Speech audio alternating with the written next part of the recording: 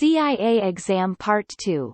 Practice of Internal Auditing IIA-CIA-Part2 Exam. Updated dumps can make sure you pass.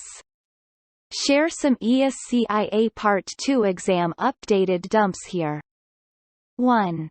According to HA guidance, which of the following statements regarding audit work papers is true? A. Audit reports should include the work papers as a reference for the audit conclusions. B. The internal auditor's work papers are the primary reference for reported control deficiencies. C. Ad hoc communications with management of the area under review should be excluded from the work papers. D. Both draft and final versions of work papers should be saved at the end of the engagement. 2. An internal auditor developed a list of internal and external risk considerations across the organization's processes, developed a scale to assess each risk and allocated the relative importance of each risk. When of the following approaches did the auditor take? A. Top-down approach. B. Process metrics approach. C. Risk factor approach. D. Bottom-up approach. 3. According to IIA guidance, which of the following strategies would add the least value to the achievement of the internal audit activities, IAA's objectives? A. Align organizational activities to internal audit activities and measure according to the approved IAA performance measures. B. Establish a periodic review of monitoring and reporting processes to help ensure relevant IAA reporting. C. Use the results of IAA engagement and advisory reporting to guide current and future internal audit activities. D.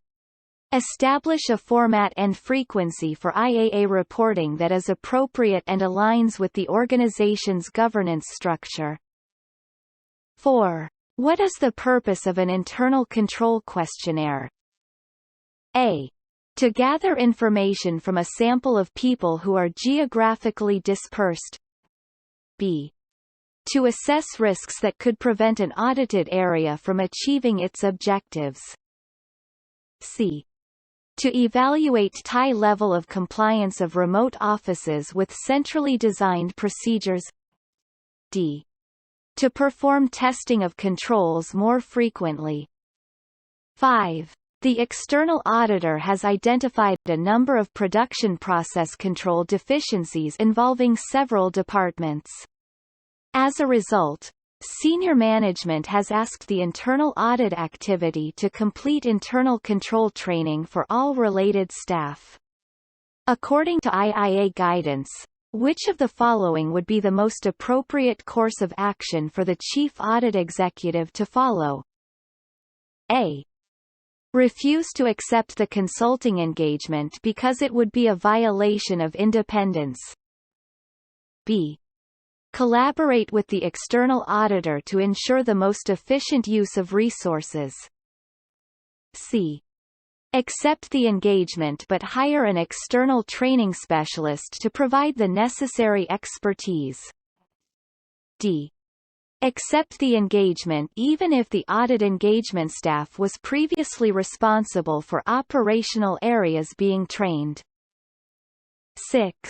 An internal auditor at a bank informed the branch manager of a malfunctioning lock on one of the vaults. The risk associated with this issue was deemed significant by the Chief Audit Executive, CAE, and immediate remediation was recommended. However, during a follow-up engagement the branch manager told the CAE that the risk was actually not significant, hence no action was taken. What is the most appropriate next step for the CAE? A. Inform senior management that the branch manager deeded to cancel the committed action plan without any previous communication. B. Discuss the issue with the board, which has ultimate responsibility to resolve the risk. C. Have another discussion with the branch manager, attempt to change his view, and encourage him to movement the recommendations. D. Document the branch manager's decision to accept the risk, otherwise, no other course of action is required. 7. Which of the following statements is true regarding the use of internal control questionnaires? ICOs. A. ICQs are efficient because they minimize the need for follow-up with survey respondents. B. Controls with positive survey responses can be eliminated from further testing. C. Answers to survey questions can be easily misinterpreted. D. ICQs offer limited value for organizations with uniform procedures. 8. Which of the following best describes the manual audit procedure known as vouching? A. Testing the validity of information by following it backward to a previously prepared record. B. Testing the accuracy of the control by reperforming the task or process required. C.